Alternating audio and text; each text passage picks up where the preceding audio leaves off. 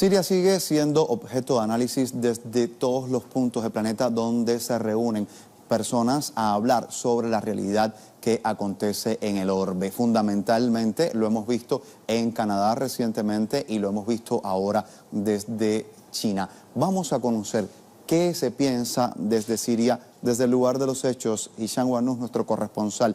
Hisham, ¿cuánta repercusión han tenido ambos foros también al interior de Siria? ¿Qué dicen las autoridades? ¿Qué dice el pueblo sirio?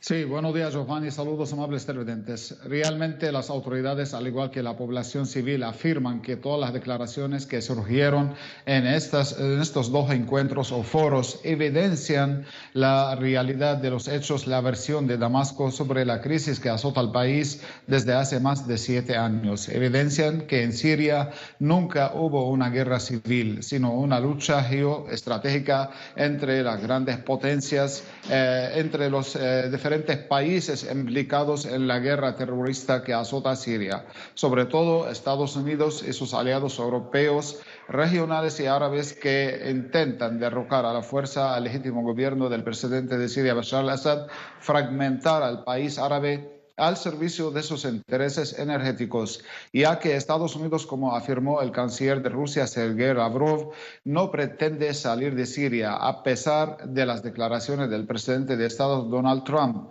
Contrario a estas declaraciones, Estados Unidos mantiene bases militares, más de 20 bases militares en la ribera oriental del río Éufrates y en otras partes del país árabe, donde están los yacimientos de petróleo y de gas. Razón por la cual el principal objetivo de Estados Unidos es saquear a los recursos energéticos de Siria y no combatir a los terroristas y tampoco erradicar a la organización terrorista del Estado Islámico.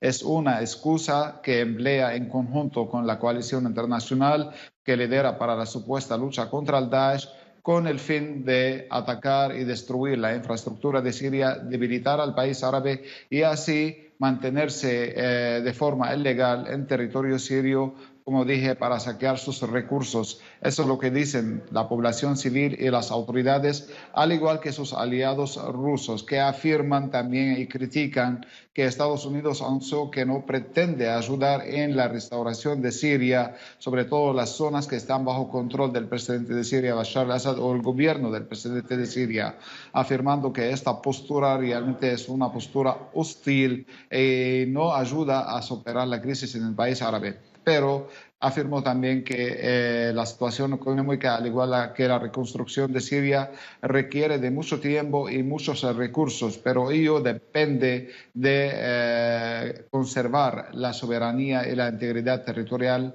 del país árabe, razón por la cual insta a los socios occidentales a adoptar una política que apoya a los sirios, ayude a los sirios a superar la crisis y también a preservar su unidad e integridad territorial. Esto es lo que ocurre en paralelo con que el ejército árabe sirio, a pesar de toda esta intervención extranjera de Estados Unidos y sus aliados y los intentos de manchar su reputación a través del expediente de las armas químicas y el último supuesto ataque en Duma, que hasta el momento la investigación no terminó y no se ha llevado a cabo de la forma exacta como afirmó Rusia, porque los expertos no han visitado todos los lugares donde ocurrió el ataque químico y tampoco se han entrevistado con las supuestas víctimas de este ataque. A pesar de todos estos intentos, el ejército árabe sirio continúa su lucha antiterrorista en conjunto con Rusia y actualmente los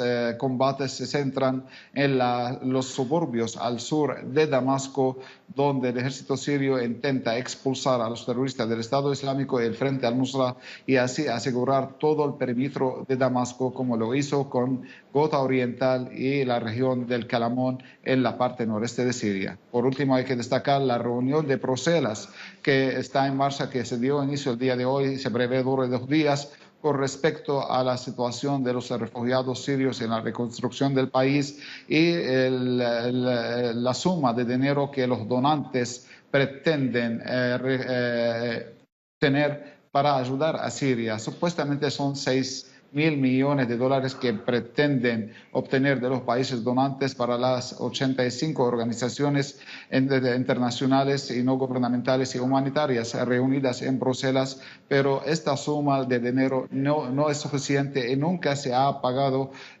lo que se promete. Realmente la Unión Europea, al igual que estas organizaciones, según afirma Siria, son una de las principales causas de la crisis en Siria y deben pagar indemnización por la destrucción que han causado y por el desplazamiento forzado a la población civil de Siria y también por la muerte de civiles indefensos. Adelante, compañero. Gracias, Hichan, compañero, por toda la información que nos brindas desde el lugar de los hechos, desde el terreno allí. Desde Siria se encuentra Telesur también.